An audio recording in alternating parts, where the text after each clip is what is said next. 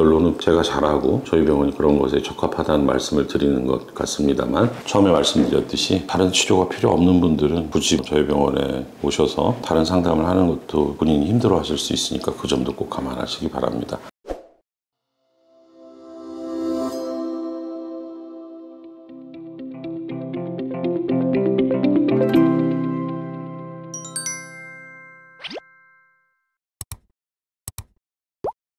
안녕하십니까. 벨라즈 원철TV 산부인과 전문의 원철입니다.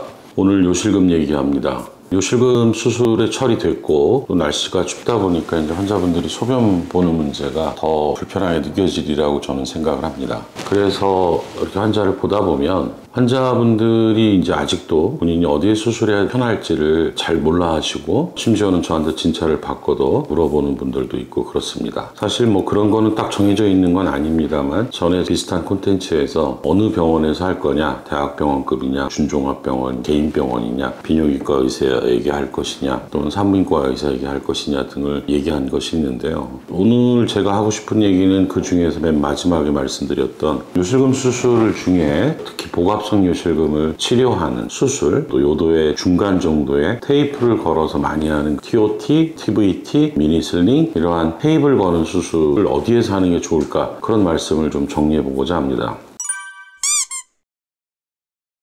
그냥 결론부터 먼저 말씀드리면, 수술은 잘하는 선생님한테, 그 결과가 입증되어 있는 선생님에게, 경험이 좀 많은 분에게, 수술 후에 관리가 잘 되는 분에게, 또 다른 질환이 같이 있을 경우 한 번에 다 처리할 수 있는 곳에서 치료하시는 게 환자에게는 편하고 안전할 것입니다. 따라서 그런 결론을 먼저 내놓고 얘기를 하자면, 그냥 단순히 비뇨기계에 문제가 있는 분들은 지금 말한 원칙 중에서 경험이 많고 수술의 결과물이 비교적 안정적으로 성공률이 높은 분을 찾아가서 하시면 될 거예요. 근데 이제 저 같은 경우는 산부인과 전문인데, 저희 병원은 특성상 요실금 수술만 하는 분보다도 다른 부인과 골반 쪽에 문제가 있는 분들, 제일 많은 거는 질이완증이 될 거고요. 그리고 또는 방광이역 좀 빠진 분들도 있을 수가 있고요. 심지어는 이제 외음부에 있는 소음순이나 대음순 관련한 치료를 한 번에 했으면 좋겠다고 하시는 분들이 많이 오죠. 연령대도 물론 조금은 젊은 분들이 많고요. 이 말씀은 뭐냐면은, 그냥 요실금 테이프 넣는 수술은 제가 하고 있는 다른 수술에 비해서 어렵다는 생각을 하지 않습니다. 대단한 기구가 필요한 것도 아니고, 그 하는 방법은 이미 모든 의사들이 다 알고 있죠. 얼마나 촉달됐느냐, 그분이 얼마나 이러한 수술을 해왔느냐만 검토를 하시면, 그냥 내가 소변이 새는 거, 기침할 때 새는 거를 좋아지면 좋겠다 해서 그 테이프만을 목적으로 하신다면 비뇨기과 선생님을 찾아가는 게 더 맞을 수도 있습니다.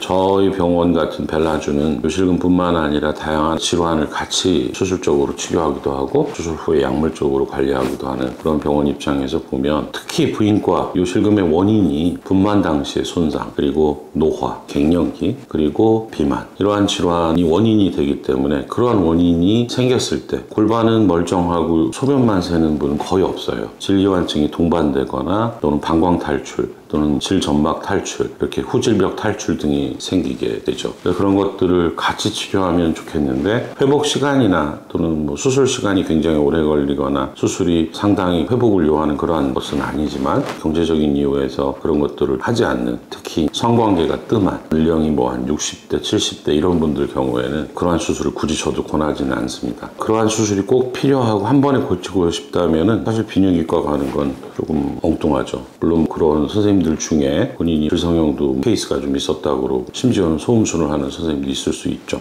그러나 이제 제가 보는 입장에서 보면 전혀 색다른 과에 가서 가능은 하죠, 우리나라 법상. 그러나 안 가죠. 그런 이유로 이해를 해줬으면 좋겠고, 그런 게 아니다, 그냥 단순한 복합성 요실금이 있어서 그것만 좀 치료하고 싶은데, 저희 병원 같은 데 보면 이것도 저것도 생각을 많이 해야 되면 비뇨기과 선생님들 중에 잘하는 곳을 찾아가셔서 확인해 보시고 하시면 되리라고 생각을 합니다. 사실 이것이 줄식 불만을 통해서 출산하는 과정에서 벌어지는 일들이 많고, 또 한 가지는 여성이 갱년기에 생기는 여러 가지 호르몬의 변화를 생각한다면, 그러한 질환을 보는 것은 비뇨기과도 가능은 하지만 산부인과 선생님이 더 적당하지 않을까요? 근데 또 산부인과 선생님들 중에 이러한 시술을 다 하는 건 아니기 때문에, 그런 문제는 여러분들이 고민을 해보셔야 됩니다. 어느 병원의 의사고 본인이 수술을 못한다고 하는 사람은 없어요. 저마저도 수술해놓고 잘못됐다고 하는 사람은 더군다나 없어요. 다 잘한다고 그러고 다 결과가 좋다고 그러고, 물론 거짓말은 안 하시겠지만 그건 어쩔 수 없는 상황이라는 걸 잘 판단하셔서 여러분들이 내가 어떤 이유로 이러한 수술을 하는데 그럴 때 어떤 부분이 같이 좋아져야 되는지에 대해서 생각해 보신다면 그때 선택을 하셔도 충분하리라고 봅니다. 검사나 이러한 것들은 다 가능하니까요.